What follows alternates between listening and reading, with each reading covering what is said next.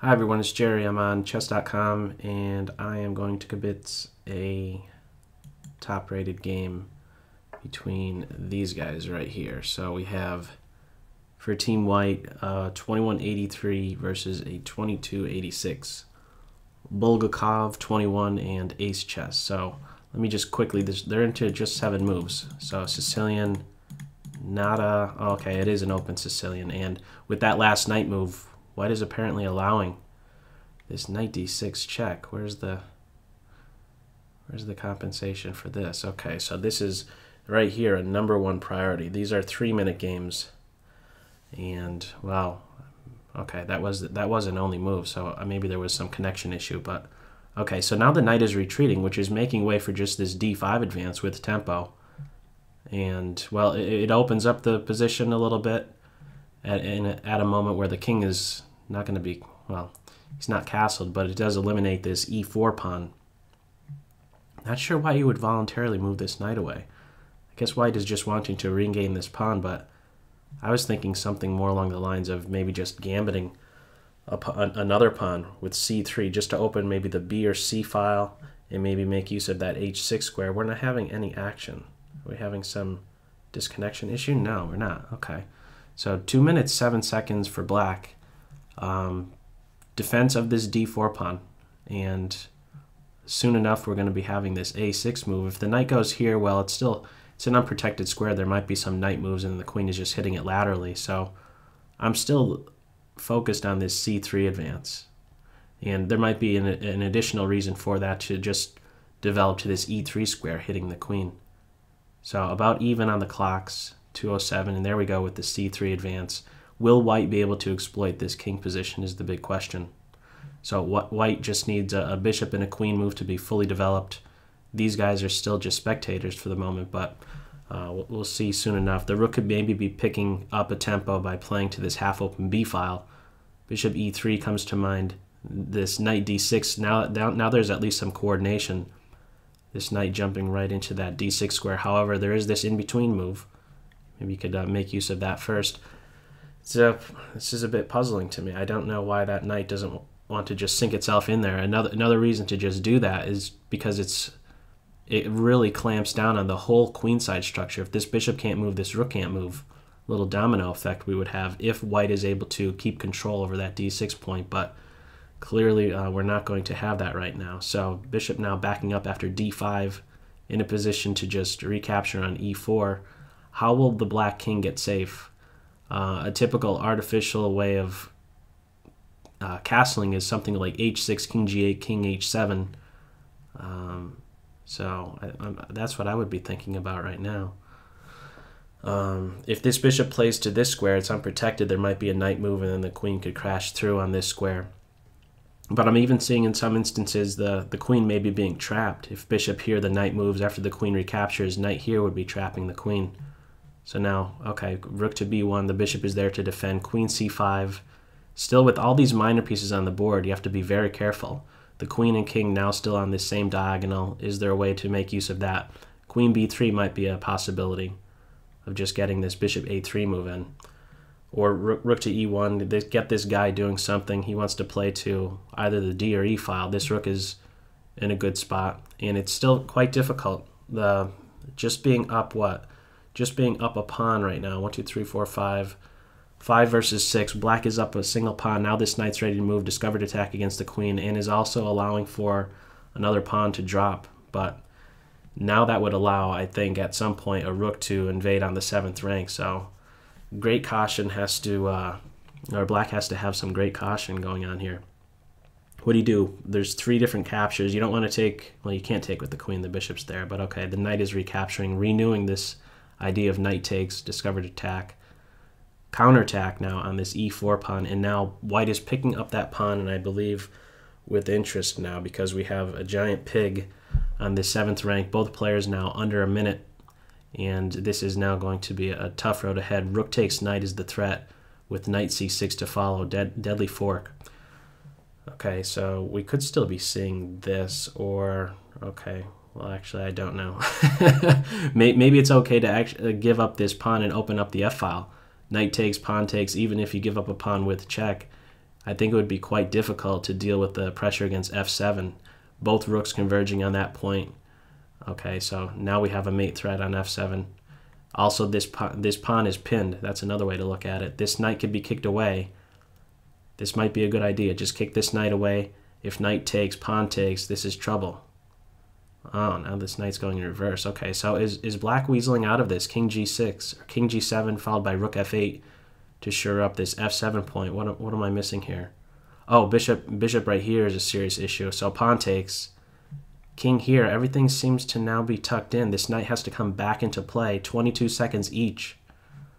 Knight d4. Rook to f8 just to defend on f7.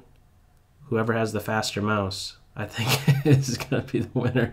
So just some space here for the king. This is a passed pawn, but this is not even going to be coming down to who's better on the board. It's going to be who has the faster mouse. And okay, so the queen is central.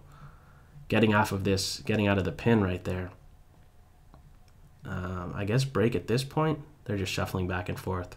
Queen trade, my favorite. Now the knight can make use of f5. Deadly forks right around the corner. Black avoids that right away. This knight is in a really, really strong post. He's a beast, and he could be supported with g4. 8 seconds for Team Black. Oh, okay. Missed opportunity there. Both were in pre-move mode, apparently. Pawn takes, bishop takes with check. The king has to run away. 8 seconds. I know Ace Chess is very fast. He recently gave me a few beatings in Bullet. So 7 seconds to 11 seconds. Pawn takes, rook check. Might be some checks here. Let's see how it finishes up. Oh man, there's bishop checks. Grab this pawn. Oh, now these rooks are crashing through, but the bishop is there to defend. Less than six seconds to less than 8 seconds. Rook and pawn endgame. These are all drawn. Don't they know that? Okay, let's see how this finishes up. Oh, time burner. That is a classic time burner. This is not going to end well now for Team White. Or, excuse me, Team Black. Trouble. Big trouble. Move the rook. Push the pawnee. Plenty of time for this one to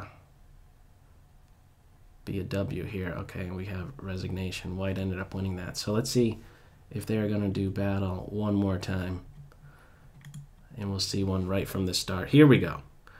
Okay, so again, Ace Chess versus Bulgakov, 21. E4, E5, where will we go from here? Roy Lopez? Scotch? One of those two. Okay, Scotch. Knight takes, there's bishop c5, there's knight f6. Okay, so counterattacking move. More development. Bishop to, I guess, c4 is the aggressive square. Okay, so apparently now looking to go queenside. Seeing how this is a half-open file, there is now the potential for this pawn break to come with that much more success. It'll be opposite this queen. Queenside castle, opposite this rook. I guess getting this f-pawn rolling as well. What do you do about the bishop? You could probably even throw this. You don't have to be baby stepping the g-pawn's advance. Going probably 2 squares is best, since these guys, the kings, are on opposite sides. So g4, f4. I like f4 just to take out this square right here, so that there's no, let's say, knight e5 to c4 stuff. So a break in the center. This bishop is unprotected. If pawn takes, we're going to have bishop recapture. But wow, g4. Very interesting move. So if pawn takes, we're going to have f5, cementing a pawn in black's territory, kicking this bishop around, and then being able to recapture here. If queen takes here right away, this bishop could grab on g4, and while it opens up the g file, I don't know. There's probably still no, maybe not, actually. The bishop is controlling g1, so if we did have queen takes pawn right away, it would just been bishop takes g4. So grabbing the knight, and now probably trying to hang on to this pawn, but he's not going anywhere, is he? No, he's not going anywhere. He's hit twice, defended 0. There's no way to support it with this advance, and now white has the bishop pair. Who is going to crash through against the opposing king first? Most likely Team White. That's the way that I'm leaning right now. If this knight gets into this e6 square in particular, that's going to be a very rough road ahead for black. So I like this, that queen e2 move was pretty interesting, followed by that queenside castle. Okay, so knight takes, rook takes. We could have a bunch of exchanges here. Is this pawn going to be an issue? Eventually this bishop is going to get on this diagonal with check, I would think. And earlier I was thinking about a knight getting to e6 being quite strong, but I think also just cementing a bishop on this square would be good as well. The queen or the bishop could be getting on this diagonal. The king at some point is going to have to move here. f6 is another move to be very cautious of. If this rook is not around, you can very easily just see this pawn thrown right up here, and it'll mess up that remaining two-pawn structure for this king. 1 minute 21 for black, 2 minutes for Team White, and now trying to open up the A file. What does White do in the meantime? Okay, just trying to regain this pawn. And maybe that's just the cleanest way. Is this going to be an annoying move? Probably not. Knight d4, queen c4. Tricky discoveries. At least picking up 2 minor pieces for a rook, I would think, if the knight is playing here. Now this pawn is just going to fall. I don't see a way around that. I think you just let this sit. I think taking just allows the rook to recapture, and then there might be something like queen to a8 looking for rook to a1 stuff, so it's probably best to just leave them sitting. We're going to have, with the queens off the board, white is still the preferred side. Look at these rooks dominating the 2 only open files. These pawns, okay, I was just thinking of recapturing with the pawn, but I was, I was missing that the rook could just recapture. And now this is an issue. The bishop and rook indirectly converging on this point. We have a mate threat, however, on e. How to defend against that? If they drop the rook back? Or c3, allow a check, and then after king here, rook to d2, I guess, might have been another way to do things. Probably bishop check, and then take here, I think would have been a strong reply right there. And the knight, I think, runs the risk of just getting captured, or even the rook getting some exchange or something. Rook c3, pile up on these pawns. White has all base points covered. h3 and c2, these guys will drop very soon. And with a minute advantage, things are looking very good for ace chess. Now with this transition, with one pair of rooks off the board, if we're going to have that, it's just a technical win. There's absolutely no chance for tactics, or they're completely they're reduced in a great way, I should say. So you could grab this guy. Rook takes, just grab here. Okay, so the rooks are staying here. These guys are going to go into Pac-Man mode. Pick your favorite move. Okay, we have resignation. So I'm assuming that these guys are still going to go at it, but I am going to stop kibitzing these guys right now. So that's all for this video. As always, I hope you got something out of it. Take care. Bye.